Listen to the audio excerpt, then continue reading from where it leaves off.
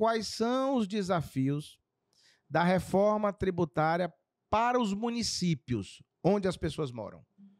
Joaquim, você fez um preâmbulo muito importante, e aí veja bem, o cidadão comum, a grande massa, me parece que está meio alheio ao processo. É como se não fosse com ela o que está acontecendo no Congresso Nacional, nas discussões, na União, no Planalto, enfim. Os municípios são a parte mais importante do processo, e eu digo com toda tranquilidade que é a parte mais frágil nas discussões. Para você ter uma ideia, logicamente nós temos mais de 5.500 municípios, e a grande maioria sobrevivem com transferências constitucionais. E na Constituição, na forma que está sendo foi aprovada a emenda constitucional, 15 dos 27, 15 representantes no comitê gestor, que é quem vai ditar as regras, que vai ser o responsável pela elaboração das normas, enfim, para ser o gestor do projeto todo. 15 são representantes dos pequenos municípios e 14 dos municípios maiores. Então, você já vê que já tem um desequilíbrio aí. Numa votação, é óbvio que os municípios menores sempre vão prevalecer sobre os maiores. E aí vem a grande questão, que hoje, ao longo dos anos, a gente percebe que o ISS, que é o principal imposto dos municípios, principalmente das grandes cidades, ele vem numa crescente, né? O ICMS, que é o imposto de circulação de mercadoria dos estados, ele vem numa descendente. Então, o que está acontecendo? Os estados, principalmente, eles se aperceberam disso. E hoje, para eles, é muito importante essa mudança de forma de tributação para eles recompor as suas finanças propriamente dito. A reforma tributária ela veio com um olhar assim, o que está hoje não serve, está ultrapassado, é extremamente burocrático, não alcança essa guerra fiscal, ela tá mais forte, a guerra fiscal, do que propriamente as normas de tributação. Então, aqueles grupos que têm um lobby mais forte estão predominando. Então, a ideia da reforma ela veio para corrigir isso. E eu até penso que, no longo prazo, ela vai ser boa, ela vai trazer uma melhora para a sociedade. E o desafio para os municípios, qual é o grande desafio?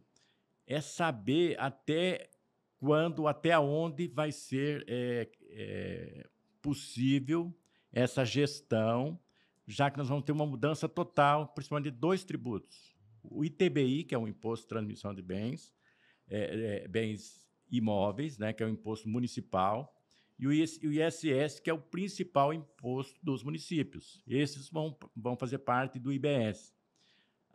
E aí vem uma discussão, como será o crédito, por exemplo, para o município, para o contribuinte do ITBI, que vai ter que pagar um IBS de 17%, que hoje é 2%.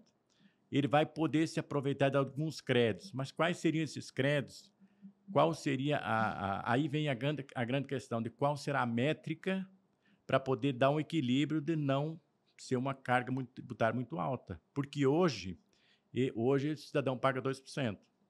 Então, os municípios os grandes municípios, as capitais, por exemplo, o município de São Paulo.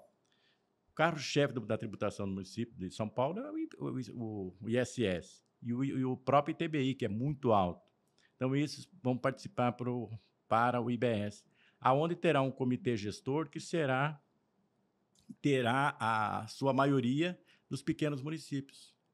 Então, esse é um desafio muito grande. E aí vem a insegurança desses municípios, se terão dinheiro suficiente para fazer frente às grandes demandas que são a educação, a saúde, a limpeza urbana, enfim, os investimentos na qualidade, na melhoria de vida do cidadão que mora no município, né?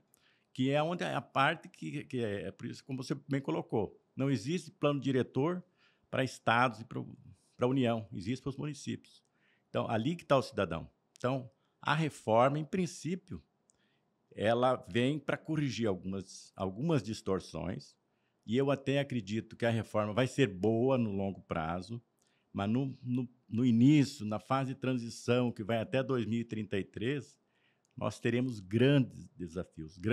Os municípios, as finanças municipais vão ter grandes, como é que eu diria, barreiras para serem ultrapassadas, até porque para treinamento, formação de pessoal, porque as normas serão totalmente diferentes, regras novas que serão implementadas. Agora, veja só, João, você trouxe aí uma reflexão importante, mas eu ainda queria fazer uma provocação maior. Nós temos o IBS, que é o novo imposto que impacta nos municípios, né? Como você falou, vai ter um comitê gestor, e ele compõe os ainda atuais, mas futuramente os antigos, ISS e ITBI.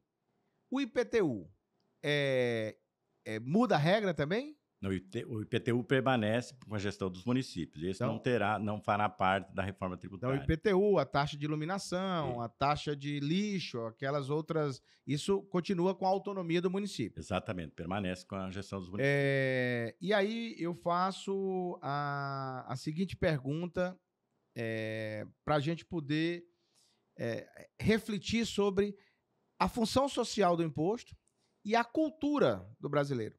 Eu recordo-me, e também atuei uma época na contabilidade pública, ali na implementação da Lei de Responsabilidade Fiscal, no ano de 2001, e naquela época, veja só, nós estamos falando aí de 23 anos atrás, não existia nota fiscal eletrônica. A tecnologia ainda era primária. E a arrecadação tributária municipal era quase que manual.